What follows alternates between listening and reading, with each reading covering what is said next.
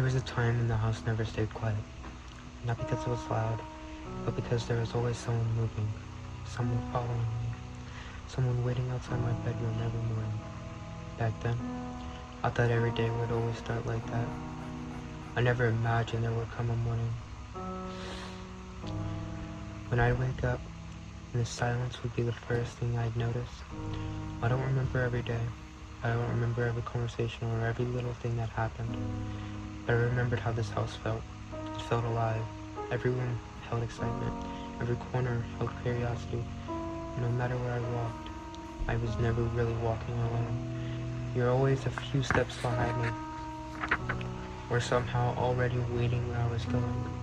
You had a way of making ordinary moments feel important. Making breakfast wasn't just breakfast.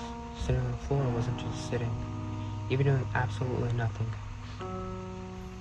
never really felt like doing nothing. I didn't realize it then, but happiness usually doesn't announce itself. It hides inside the moments you always think you'll have. The morning where nothing special happens. The afternoons that seem completely ordinary. The quiet evenings that disappear before you notice them. Those were the moments that became the memories. I used to think growing up meant remembering birthdays, school years, or big accomplishments. Instead, I remember paws on the floor, the sound of nails tapping the house, a wagging tail before I even opened the bedroom door.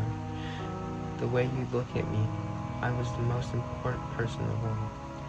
Even if I had done absolutely nothing to deserve it, you never asked for anything impossible. You didn't care if I had a good day.